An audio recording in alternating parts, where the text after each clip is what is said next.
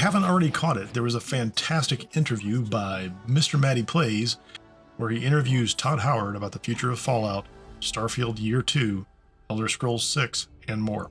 Great interview. There'll be a link in the description. It was strikingly clear in the discussions about Starfield that this franchise is firmly entrenched as one of the big three franchises at Bethesda going forward. When asked if they were looking at new intellectual property or some other place to grow, he said, "We have our hands full right now just making sure we are nurturing those three franchises," which is fantastic.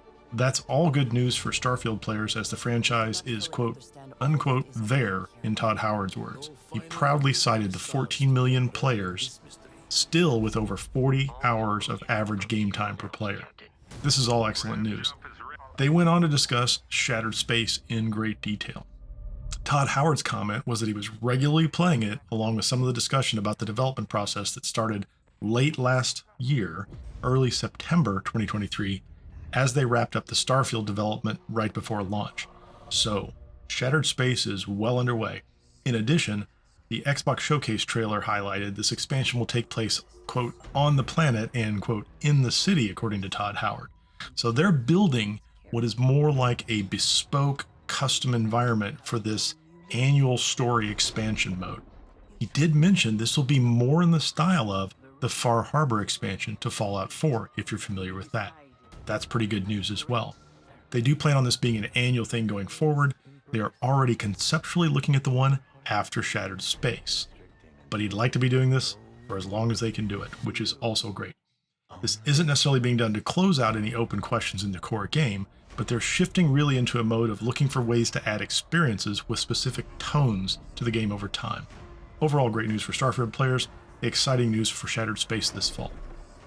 It also became clear from the interview that updates to the core game might be coming a little more slowly at times, and that will depend on the specific amount of content being updated.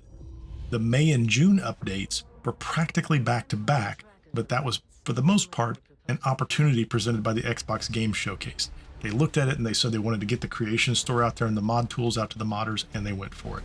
That trend will continue into next year after Shattered Space, and they say they'll try to communicate and set expectations more accurately with all of us so that we're not really looking for a new update every 6 weeks.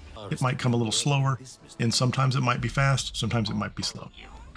They also discussed future updates like the addition of vehicles, and Todd Howard's demeanor was almost beaming with excitement as he added, "The vehicle is awesome," before he started to say, "I can't," and he cut himself off, and the conversation just moved on. When he was asked about other things that might be coming into the game, he kind of pulled back from adding details, and he goes, "We're looking at all of that." And again, that was actually with a very positive tone. I will cover one more topic that the two of them discussed, and they are both tightly related. First, there was a discussion of the Trackers Alliance paid DLC.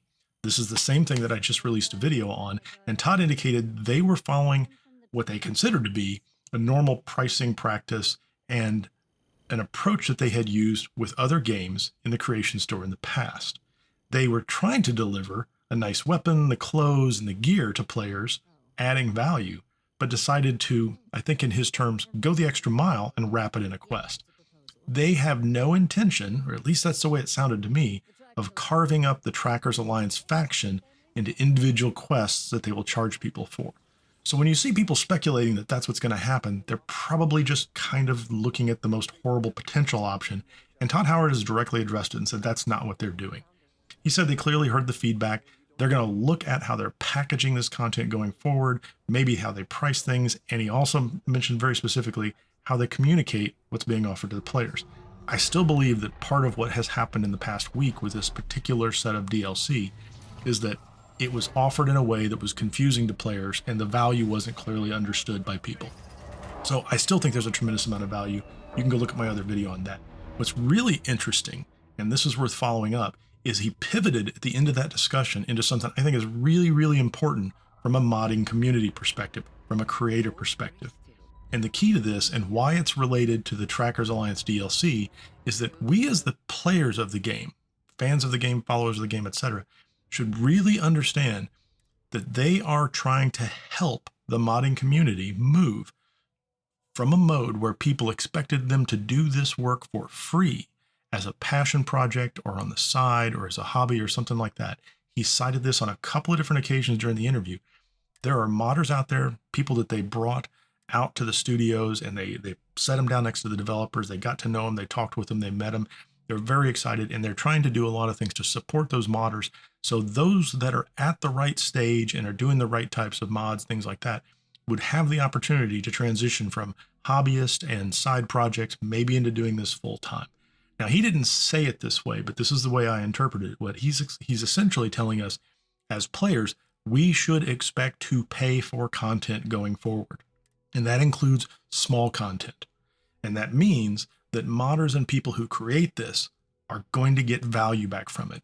And it sounds to me like Bethesda, through the Creation Store, is going to try to be the middleman, that the idea is to create an environment where mod creators can actually thrive and grow and provide higher and higher level quality to the rest of us. That's a plan going forward. And if you think about what's happened in Skyrim in the past, if you think about what's happened and worked and didn't work in Fallout in the past, you can see how this could be, if done well, an evolution of this process. So read what you want into it, but I think it's worth mentioning that the expectations that we're going to be paying for content going forward, and that we should think about how we value things, what's valuable to us, and be ready when someone does nice work to provide them with compensation in the process. And hopefully Bethesda will do their part effectively and manage this market in the middle of it. This is just my personal perspective on this, but I think this is probably one of the most important ideas worth supporting going forward as an industry. Creators across the board have contributed content because they love games, they love the subject material, or they love the products from the studio, to game after game after game over many years. And a lot of us have benefited from that. And that's wonderful. And that's great. But it's not been the easiest thing in the past to help support the people that are actually creating that content on the outside. If we can move to a model where we can support them and they can provide the things that we like having in the games, that's going to be a win for everyone.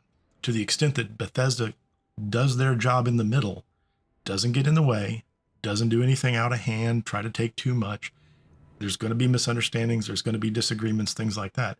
But to the extent that they do that well, this is going to be fantastic for all of us. And I'm going to close it out on that last point. There were other discussions. It's a long video. If you want to, you could jump in at about the 25-minute mark. Check it out if you have time. The link will be in the description.